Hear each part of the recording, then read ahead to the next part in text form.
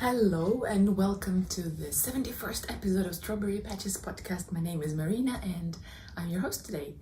I'm a Russian girl living in beautiful Auckland in the Northern Island of New Zealand with my husband and my almost 3-year-old daughter and another one on the way. I'm happy to see you here, and it's wonderful if you decided to join me again. If you've been on this channel for a while, I'm happy that I can record today. And if you are new, welcome. This podcast is mainly about knitting, crocheting, spinning, dyeing yarn, and all the fiber goodness that happens here in New Zealand. I try to show you different events like knitting retreats, wool fests, and other spin-ins and things like that you can see in some of my previous episodes. Go check them out. You're always welcome to subscribe and like these videos, and of course comment, because this is why I'm here. It's been a tough 2 months because we've been in lockdown, so it would be wonderful to hear from other knitters and to connect and to interact through YouTube or Instagram. You can find me on Instagram as Strawberry Patches or Marina Hoja, and on Ravelry as MarinaToys, because I used to make toys, but today I will be talking about some more toys. Yes, today's program is, I want to tell you about lots of Stephen West shawls that I made. Well, not lots, but this is going to be like the highlight of today's video. And I will tell you about some toys. As you can see, there are some here, right here. Then there will be a couple of socks, and of course a finished object, and also a giveaway at the end of this video. So if you want to win a prize, stay to the end, or you can skip to the end if you like. Okay, let's start. I recorded this episode yesterday, but there was so much background noise. The construction right outside our house is just making too much noise, and I didn't want to give that kind of video quality to you guys, so I decided to record again. This is going to be fun. Alright, so a little bit of life update, why I haven't recorded in last week, for example. I was going to, but then I had to go to some glucose blood tests, and the first one came a little higher than normal, so I had to do another one, which took me 2 hours waiting with a mask on. Oh, it was so stressful that I just didn't have any energy to go to record that week. But anyways, we're here now, and not to stretch it any further, let's start with what I'm wearing today. I am wearing my Summer Flirt tee by Jill Karina, and it's a wonderful piece that I absolutely love. As you can see, I knitted it much longer. I had to, because of this almost 32-week pregnant belly, and I'm so happy that I did. At the beginning of my pregnancy, when I started to put on weight like crazy, I was feeling very down, and I didn't know if I should knit any garments and what kind of garments would suit me, because I knew that in the next months I'm gonna just get bigger.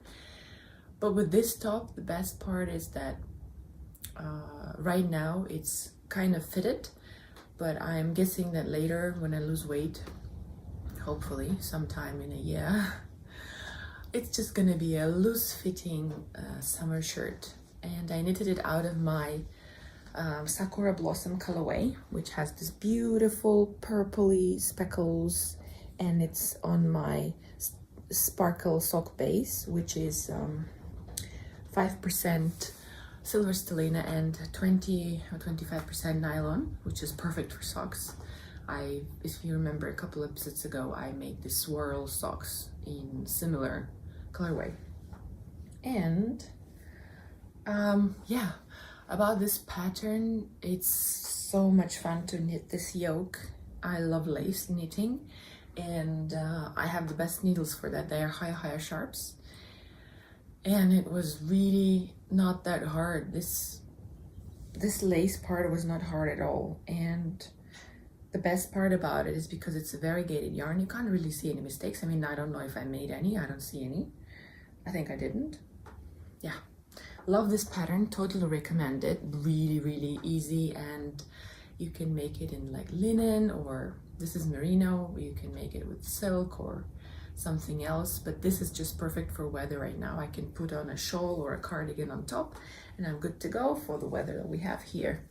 It's springtime here in Auckland, and I think this beautiful shawl fits just perfectly because of the colors that I used in both of them. And this beautiful shawl is designed by Stephen West. It's the Winter Lights shawl. And let me show you. I showed you before, but in case you missed that episode, or in case you're new here, I'll show it again, because many of us are participating in West Knit's Mr. Knit Along right now with his beautiful shawlography. I was gonna say slips organza, but that was last year. So after I participated last year, I couldn't wait to start this year's Mr. Knit Along. So this was the second shawl that I made, the Winter Lights, and here it is. I love all these beautiful stitches and how the colors sing together, and the fact that I chose the neutral background, this sparkle undyed yarn. I think it just makes it really easy for me to style it because I have lots of purple and pink in my wardrobe. So yeah, this is what I'm wearing. And speaking about Stephen West shawls, I wanted just to show you the last year's Mr. Knit Along that we did. And it was this beautiful slip extravaganza shawl. Again, all of these things that I'm showing to you is made with my hand-dyed yarn. I'm an indie dyer behind the Strawberry Patches yarn company, I was gonna say, but no, it's just Strawberry Patches Yarns, which you can find on my website, strawberrypatches.nz. And I have so many beautiful colors to talk about today. All of them, almost all of them are here. But there's much more on the website, so go check it out.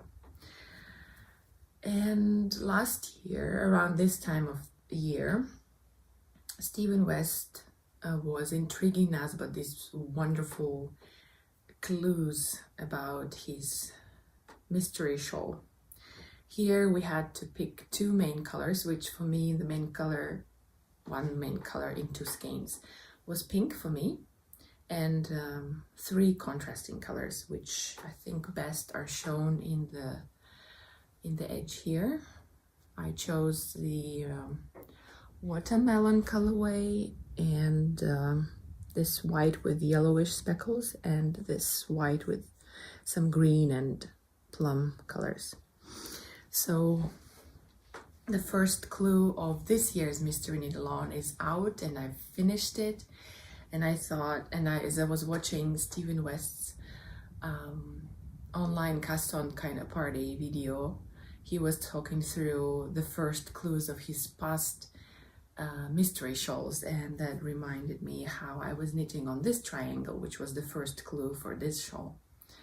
And I learned so many things, like the edge, the cast-on was the I-cord, and then there was this beautiful design here. of course they had to start the construction again, but anyways, I loved knitting on this shawl and I wear it a lot to all kinds of knitting retreats and events. Absolutely love this shawl, so I totally recommend his patterns. I will talk later about this year's mystery knit along, and it's somewhere here. But let's talk more about other finished objects that I have for you guys, and it's right here. You can see it. It's my little knitted gnome. It's a girl, as you can see, because of the beautiful braids and the hat. And this is a pattern by Imagined Landscapes, which is Sarah Shearer's design name. And this was another mystery knit along. This was a gnome mystery knit along. And when we started, we had no idea what we are knitting, which was so much fun as well. It started with these little bits like the nose, which we had no idea it was going to be the nose, and then this little tiny I cords, basically just 4 rows. And the next clue was the hat, and the next clue was this long I cord. And when we did that, I was thinking, what is she going to do with it? It's so crazy. Like, what could you possibly do? But look at this. Isn't it so amazing? I just love how she designed this little swirl on top of the hat. And since I was making toys before, it was not a problem for me to sew this to the hat and to decorate it with this little flower. I just loved making it. And of course the body was super simple to use. This is my, again, hand-dyed leftover yarns from some mini skeins that I dyed. And the braid is just simple cables here. The most difficult part of this gnome was the mittens, because you start at the very tip of them and then you make some increases. But aren't they so adorable? Look at these little thumbs. This is just so cute, and it took me 2 hours for these 2 little hands, but I'm really happy with the result and how she looks, and those beautiful braids. Initially this was going to be a present for my daughter for New Year. Maybe I will do that, but at the moment I'm just so scared to give it to her, because she's going to really play with it and do all kinds of things that might damage the poor little gnome, and I'm not ready to part with her yet. There's, I guess, a little girl in me that just loves playing with toys still. And I had so much fun knitting this one. This is my second gnome by Imagined Landscapes, and the first one I did for last Christmas sock filling for Lydia. And I thought it would be fun to do one every year. We shall see, maybe I'll make her another one. But she loves that gnome. And the way she plays with it is exactly why I don't want to give this one to her. I want it to be in this perfectly mint condition, you know? Okay, now we're going to talk about some works in progress. And since we're on the topic of toys, if you are attentive enough, you would see that here I have another toy. I have started making toys about 8 years ago, and I made a lot since then. But once my daughter was born, I kind of stopped because I was into other things, and I guess she's my most beautiful creation of all time, and it kind of took up all my creative juices, or if you wish. So, but this year I decided maybe it's time to make another Santa. And this is a pattern that I did before. I have one still with me, and a couple, like maybe 3 or 4 that I sold at different Christmas fairs when I was living back in Istanbul. By the way, you can I talk about Istanbul when I start recording this episode. So episode 1 and 2 are recorded in Istanbul, and one more episode is recorded in Istanbul when I visited there when I was pregnant last time. You might want to check them out. So as you can see, I have finished the body and stuffed it, and all I need to do is to decorate the beard with some stitches and finish the hat, sew it on, finish the brim here, but it's almost done. And I'm pretty confident that I will finish it before New Year, and maybe this will be the present for Lydia instead of the gnome. We shall see about that, but I'm quite pleased with how it's turning out, and it doesn't take as much time as I was fearing it would. You just need a little bit of quiet time. Next works in progress are my socks. So I talked about the knit-alongs that I was going to do last time, and one of them is the Hochi Fall Cow 2021, and I entered 3 projects that I am going to do. One of them is her caramel sauce socks, and I have one finished for you guys. It's again in my colorway called the blood orange, and it's just this happy orange with some speckles for funsies, and I knitted it on double pointed needles, which is my still preferred method for socks. And it's a lace sock, as you can see, and I never knitted a lace sock before, and I thought, well, you know, might as well try because it's a small project, and since it's a lace project, I thought, oh well, you know, it's not going to be hard because it's just a very small project. So it starts with a twisted rib. No, it's not a twisted rib. Normal. It continues on the front of the foot, and then there's this beautiful heel that I've never done before, and it looks gorgeous. I really loved making it, and the fit is just fantastic. I might repeat it for my other socks in the future, and I really like how this part looks. Although I made a little bit of a mistake and I made it a little shorter. My feet are not this small, but I guess I can always rip it back and make it longer, but I want to finish the other sock first. And as it is October here, you might know that we have Socktober happening at the moment, which means that many people are making socks. And at the same time, I asked my mom, oh mom, do you want me to make a shawl? And she said, I don't need a shawl, she said, I need some socks. And I'm like, okay, easy peasy. So my mom asked me if I can make them not in some crazy colors. And when I showed her this beautiful orange, she said, no, that's too bright for me. And I said, okay, cool, I will make these for myself. I chose this, this is my hand-dyed, one of my early ones, plum colorway, and I paired it with some Alize half wool, half acrylic or something yarn, just for the strength. And this is how it starts, and voila, the first sock is done, and it's super warm and super comfortable to wear. Since they're heading into winter, it's going to be a perfect present for New Year. And this is my usual way of constructing the socks. I learned it from one of my grandma's knitting books back in the day when there was no YouTube, and yeah, when I started making my first socks.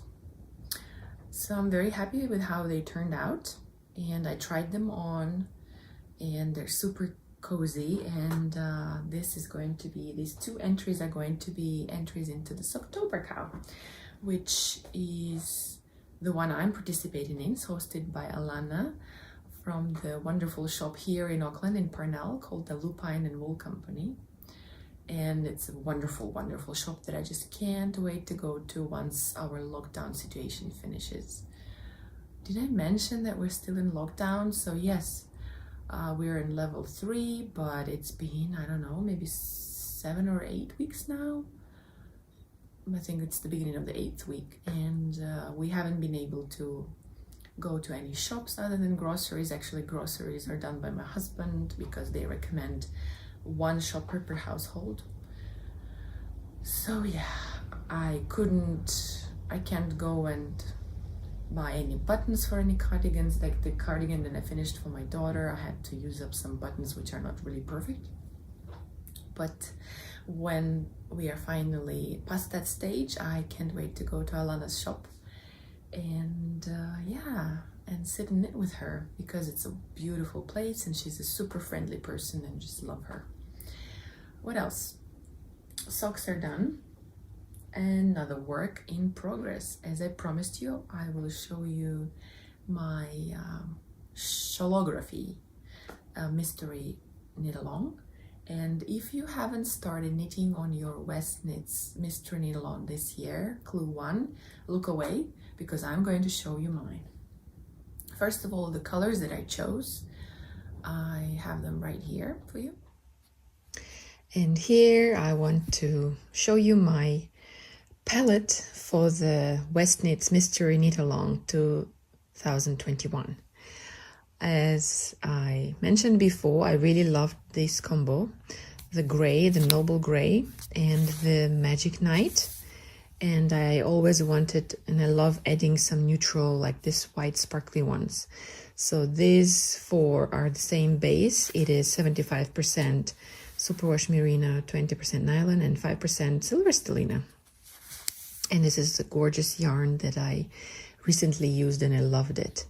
And here it is in my golden apple colorway. I took it from the shop. It was in the shop, but I decided that this palette I love. And I didn't want to dye any more yarn. I mean, I wanted to dye more yarn, but I wanted to try a different base. So this is 50% silk, 50% merino, and this is the happiness colorway, as you see. And I think these 5 look amazing together.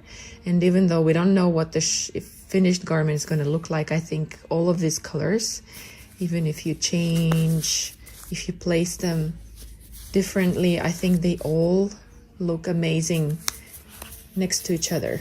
So that's my plan. And now to clue number 1. I even made a swatch gauge because I wanted to make sure that I have enough yarn. So look at this. This is this year's clue 1, and Stephen West managed to surprise us yet again.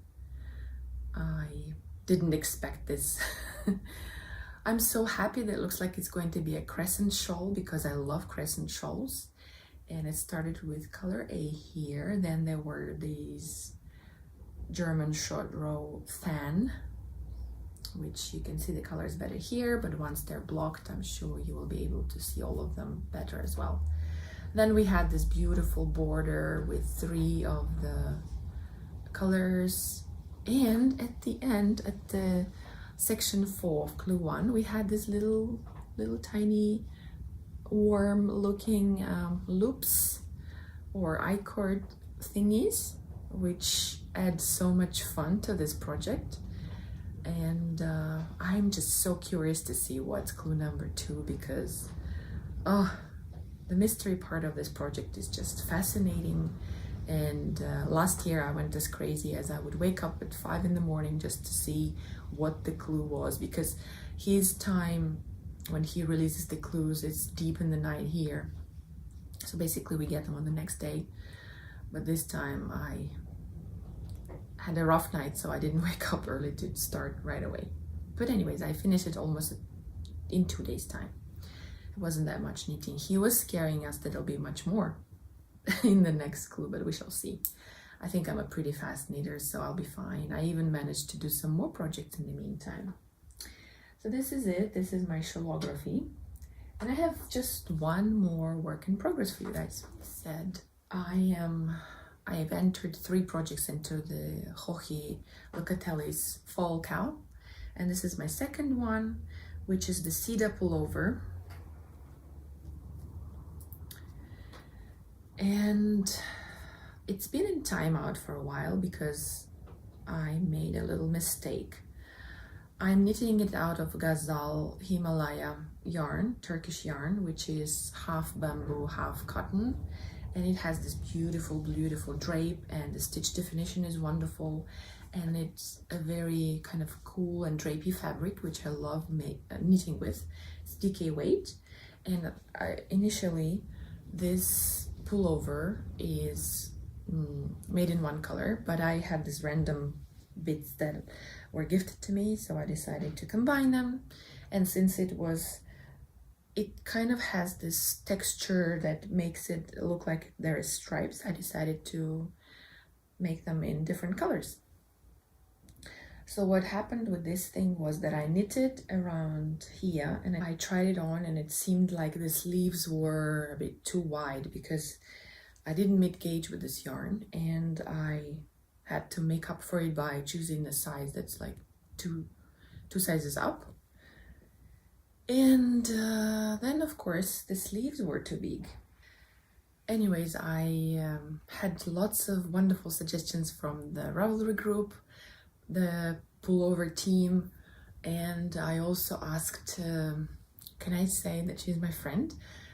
Lovely Doug from the Shawls podcast. I have been watching her podcasts. She has been making them for 4 years or even more.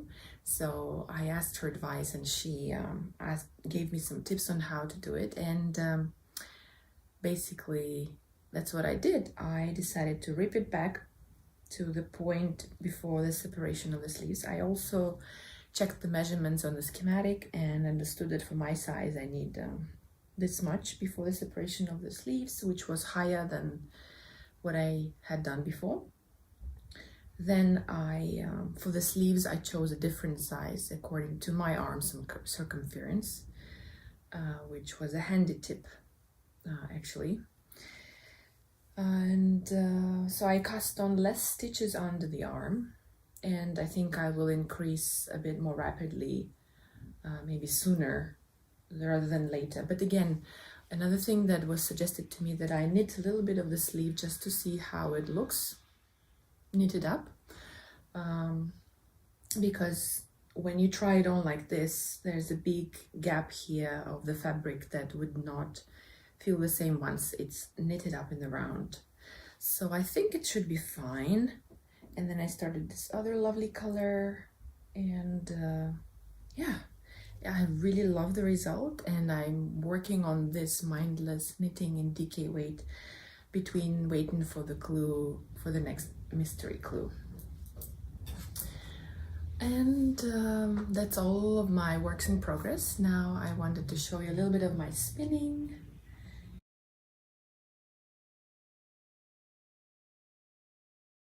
I'm still working on my blue fiber, and this is what I've made so far. This is the single ply, and this is the plied yarn, and I have some more on the wheel as well as some more that haven't spun yet. This is going to finish very soon, and when it's done I will make a little swatch and see how it knits up. I'm really curious. Okay, I filled her up with some pellets because I thought if I do give her as a toy to my children, then she needs to be washed. So yeah. And now, before we talk about the giveaway, I wanted to suggest some podcasts for you guys. One of them is, of course, Doug from Shawls. I love her.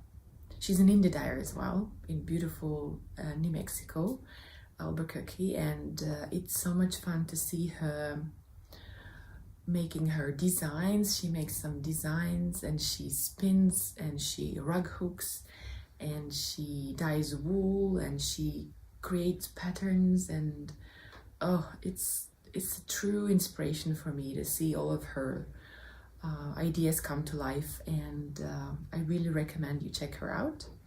Really, really, really. The second podcaster would be, of course, worth mentioning is Laura from the Knitting Pickle podcast. Laura from the Knitting Pickle podcast lives in UK with her family, with her 2 little kids, and she is a new designer. She's designed a couple of socks that you can find in Ravelry, and also she's just come up with a little Sparks, sweater that she's knitted for her daughter. Now she's knitting one for herself, and it just looks so beautiful. It's sort of simple, but yet so gorgeous, and I would really love to make one for my daughter. Yes, me and Laura are hosting a knit-along together that is called the Strawberry Pickle Cow, which started on the 1st of September and finishes at the end of this month, the 31st of October. There's still plenty of time to participate in it if you'd like. And Laura is taking care of the Instagram platform, and I'm doing the Ravelry one. And both of us are drawing winners every month. Well, I'm actually drawing winners for the finished projects. And if you have knitted something with a 4-ply yarn, that's the only kind of criteria in between these dates, do enter them in either Instagram or Ravelry and get a chance to win a prize. And now I would like to show you some of the projects that have already been entered and are on our Ravelry finished objects thread. Here we go.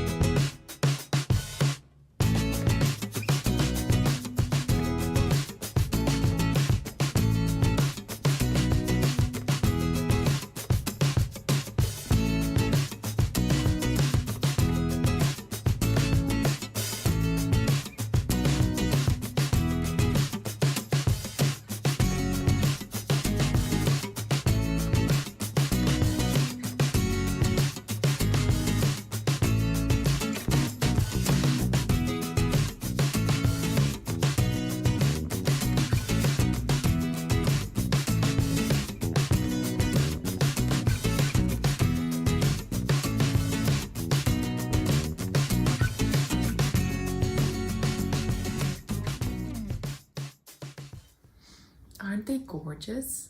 Thank you to everyone who's posted your pictures and decided to have fun with us with the fingering weight yarn. It's really a lot of fun. I think sort of my entry, but not really, of course it's not going to be eligible for a prize, but this is what I do with 4-ply yarn. This stuff, and of course shawls. Okay, this is for the podcast recommendations. Now to giveaway, yay! I've been meaning to do this giveaway for ages, but I was busy with knit-alongs and lockdowns and being sick and pregnant. and finally, I have decided to do one now. One of the reasons is because I was generously donated a gift for you guys. And it is going to be the pattern for this beautiful, beautiful hat that I showed you last time. So Elizabeth, who is the designer behind Amikihia Knits, she's designed this gorgeous sea-listening hat that I test knitted for her. And it's knitted with double strand. I used white undyed mohair and some of my pink 4-ply that I had left over from another project. And I absolutely loved making this hat.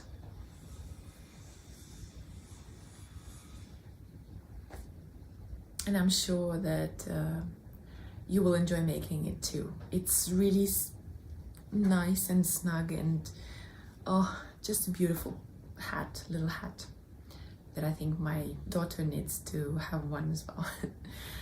Anyway, so Elizabeth gifted us a copy of this pattern, and to enter the giveaway, what I would like you to do is to help me.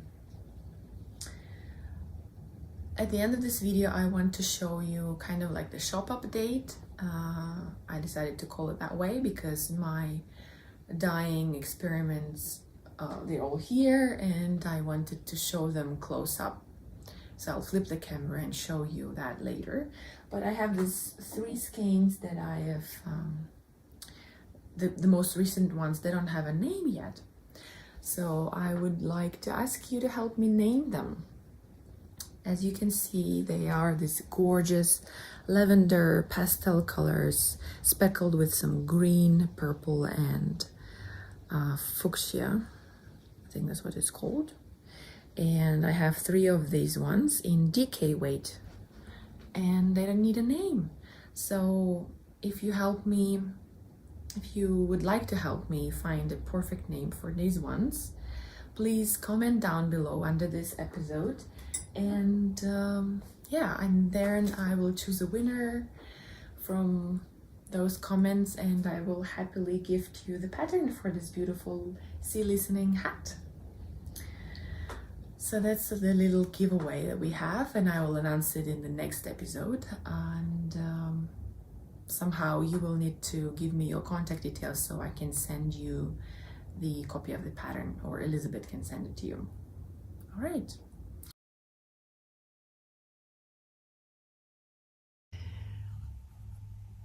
The first base the first colorway that I want to show you is the happiness colorway, which is presented on this 4 different bases.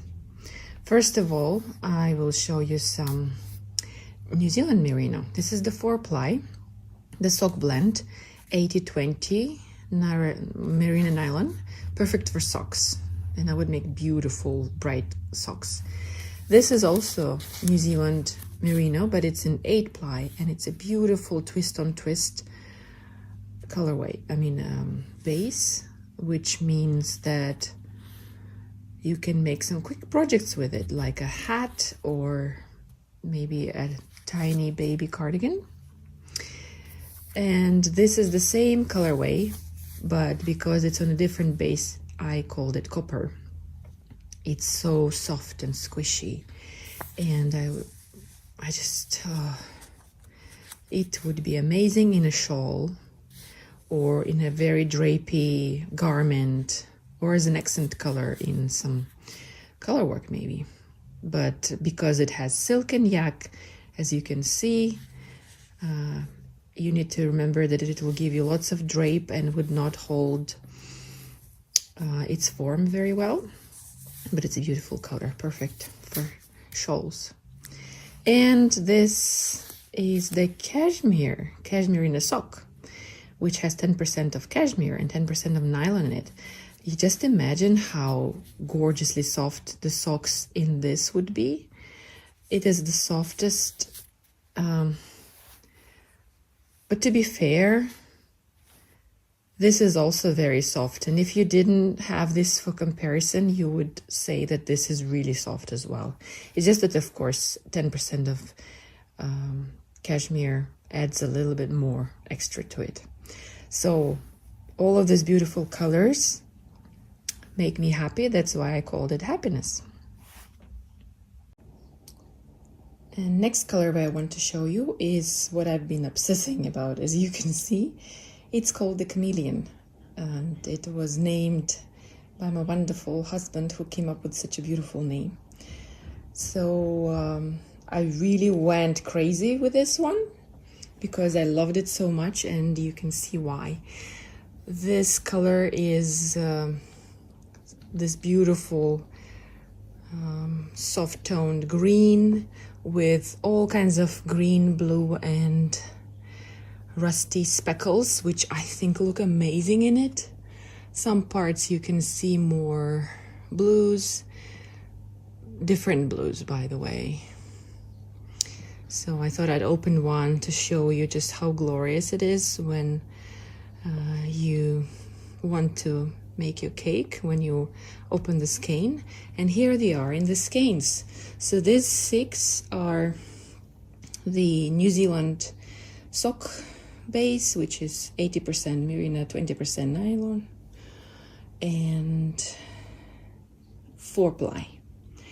Here is another 4-ply, but this is a luxurious alpa silk singles. This is a single ply. Here you go, which is different from this construction. As you can see, the singles take color differently, and of course the singles are better for shawls or garments that require drape. And here we have 20% baby alpaca and 20% silk. And this is a very generous, this is my new base, alpa silk singles, and this skein has 115 grams, which is awesome, which gives you 460 meters. And as soon as I dyed it up, I got an order, so I had 4 more skeins which got sold. And here you can see this is batch 1. Batch 2, of course, they're slightly different, that's why I marked them as different batches. And here it is on my DK weight, 8 ply twist and twist New Zealand merino. Also gorgeous. I thought this could make a beautiful, maybe a set, a hat and a scarf, a cowl, or maybe a shawl, because 3 skeins wouldn't be enough for a garment, but I can dye up some more if you just drop me a line and ask for it. I love this colorway and I would be happy to dye some more. And the next thing I want to show you is some more 4 ply that would be beautiful for sock knitting, because it's another nylon blend and about 400 meters per skein. And this colorway is called Mira. I have done it before, so I decided to top it up in the shop. And this is called Graffiti, which, if you are very attentive, you would notice that it's basically like chameleon, but on a gray base instead of the green base. The speckles are just the same, and the method that I used to speckle is the same. As you can see, there's lots of nice green, emerald, some yellow and rust and blue. I really love this effect on gray. So I thought you could pair them together and maybe make a stripy project, or just make some fun socks with the contrasting heel, or I might do it actually. And if you noticed here as well, I have some similar ones, again Mira, but on my DK base, which is, I repeat, 100% twist and twist New Zealand merino, which I source here in our beautiful country. And I decided to go bold and dye up some really bright and happy yellow, sunflower, I called it. I don't know, it's not very typical of me to have this color in the shop, but I thought, hey, why not? And then I wanted to see how the same speckles that I used for chameleon and the graffiti would work on a white base. So let me open this for you. Here it is. It's beautiful. It's just so rich and bright and happy, and you can see all the speckles. And of course, when you wind it up, they would be a bit more toned down, because they would not be together. But I'm sure that once you start knitting with it, you'll have so much fun. So I actually don't even have a name for this beauty yet, but oh, I love it. So yeah. The next beautiful colorway I will show you is my lavender on DK weight. It's just dried, so I haven't labeled them yet. But you can see that because it's hand dyed, it has slight variation in color. But I tried to make it as even as I can. And it's this beautiful, beautiful lilac lavender color that I love and that I knitted one of my cardigans in. And I just thought, hey, why not make some more? I have one more gorgeous green to show you. It's called Esmeralda, which is just like an emerald, so that's why I called it like that. It's another New Zealand nylon sock blend, which is perfectly plump, and you can definitely do 2 pairs of shorties out of 1 skein, because it's really nice and plump, and it's a very nice meterage. And as you can see, the dye doesn't always strike at the same time, so there's tiny bits of yellow in it, and some parts took the dye more than the others. So I think that's what the characteristics of the hand-dyed yarn are. It's sort of solid color, but at the same time it has its character. And yeah, I love this color as well. Esmeralda on 4-ply sock base. One last thing that I wanted to talk about today is a bit different.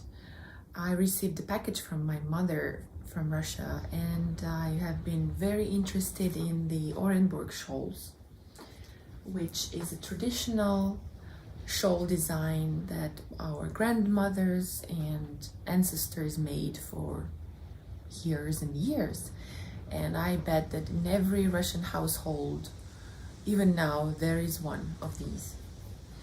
This book that she sent to me is by Svetlana Loginova, and it's called The Orenburg Shawl and the Secrets of Russian Knitting. And I have one shawl to show you later as well. This is a gorgeous book where this is the author, Svetlana, and she walks you through. Of course, I'm sorry that it's only in Russian, but I still wanted to share it with you because my plan is to make one of these, and then when I do, if I do, I will talk more about the process of it. But I thought it would be interesting for you guys. Let me know if it is.